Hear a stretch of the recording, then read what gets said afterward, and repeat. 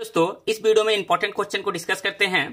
ये important question है, वैश्वीकरण से क्या समझते हैं, अपने शब्द में स्पष्ट करें। ठीक है, वैश्वीकरण क्या होता है? तो देखिए, एक वैश्वीकरण एक प्रक्रिया होता है जिससे क्या होता है कि एक देश के कुछ भी चीज, कुछ भी सामान या किसी भी तरह का टेक्नोलॉजी वो अपने से दूसरे को बांटते हैं, मतलब वो दूसरे देश को बांटते हैं। ठीक है, तो इस तरह का जो प्रक्रिया होता है वैश्वीकरण के अंतर्गत आता है। तो वैश्वीकरण से आप क्या समझते हैं, अपने शब्दों में स्पष्ट करें।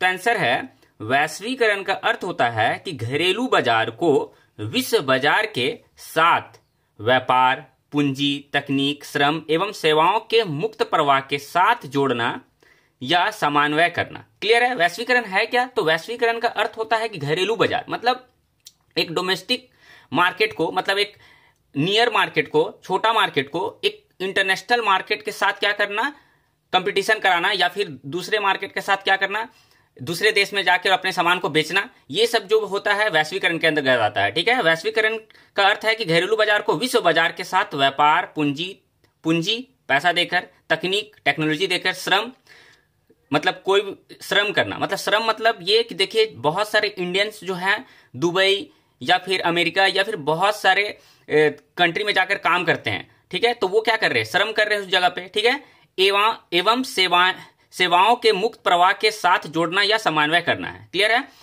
इसका घनिष्ठ संबंध उदारीकरण तथा निजीकरण की नीतियों के साथ है। क्लियर है? वैश्वीकरण की अवधारणा निम्नांकित तथ्यों पर निर्भर करती है। किस किस पॉइंट पर डिपेंड करता है ये वैश्वीकरण?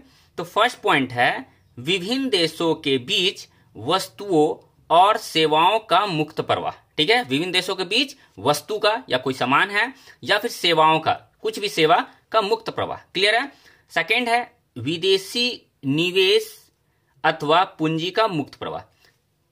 विदेशी निवेश मतलब जैसे अमेरिका या फिर कोई दूसरा देश इंडिया में इन्वेस्ट करना चाहता है, मतलब इंडिया में वो अपना कंपनी बनाना चाहता है और अपना प्रोडक्ट को क्या करना चाहता है, यहाँ में इंडिया में भी बेचना चाहता है और एशिया में भी, आसपास के जितने भी, इंडिया के आसपास के जितने भी देश हैं उसमें भी वो अपना बाजार को इंटरनेशनल बाजार में अपना क्या करना चाहता है, बेचना चाहता है। तो वो क्या करेगा, आकर वो विदेशी मतलब दूसरे देश इंडिया में आकर क्या करेंगे, अपना कंपनी डेवलप करेंगे। तो ये है विदेशी निवेश, अपना विदेशी निवेश अथवा पूंजी का मुक्त प्रवाह। क्लियर है? दूसरा पॉइंट, टेक्नोलॉजी का मुक्त प्रवाह।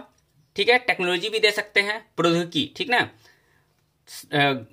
नेक्स्ट क्वेश्चन, नेक्स्ट पॉइंट है, विश्व के विभिन्न देशों के बीच श्रम का मुक्त प्रवाह। ठीक है, 1991 ईस्वी की नई आर्थिक नीति के बनने के बाद भारत में वैश्वीकरण को प्रोत्साहन मिला है। ठीक है, 1991 से पहले ऐसा वैश्वीकरण का प्रक्रिया नहीं होता था। ठीक है, ये 1991 ईस्वी के बाद ही ये इंटरनेशनल मार्केट ओपन किया गया हमारे देश में भी, ताकि विदेशी लोग भी भारत में इन्वेस्ट कर सके और विदेशी टेक्नोलॉजी और दूसरा अन्य सेवाएं जो है भारत भी इस्तेमाल कर सके, या भारत से भी बाहर वस्तुओं को भेजा जा सके। ये सब 1991 ईस्वी से पहले ये सब नहीं था। ठीक है, तो ये क्या किया गया, 1991 ईस्वी की नई आर्थिक नीति के बनने के बाद भारत में वैश्वीकरण को प्रोत्साहन मिला है। क्लियर है?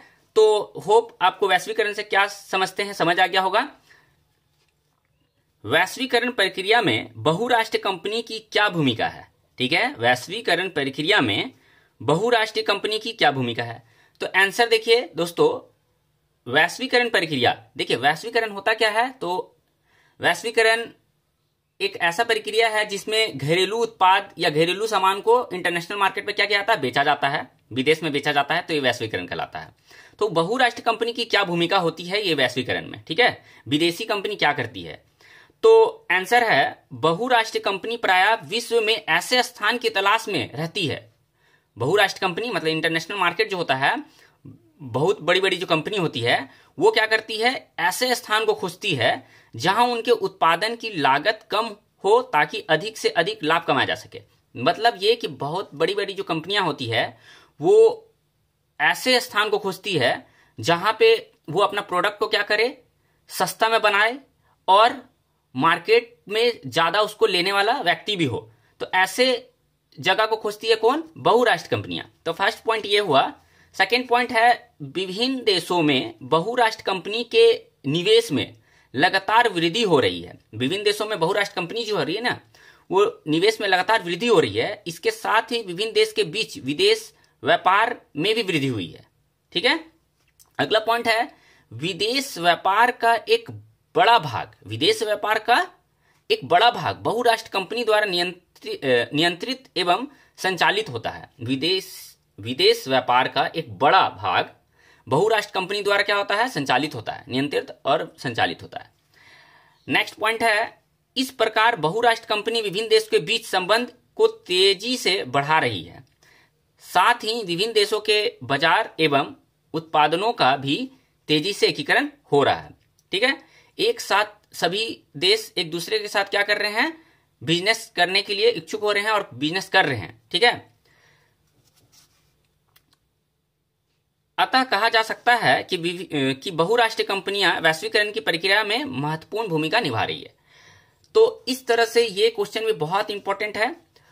तो आपको ये वीडियो कैसा लगा दोस्तों, जरूर कमेंट में बताएं और लाइक करें इस वीडियो को और अपने दोस्तों के साथ शेयर करें। थैंक्स फॉर वॉचिंग दोस्तों, मिलते हैं इसी तरह के इंपॉर्टेंट वीडियो के साथ।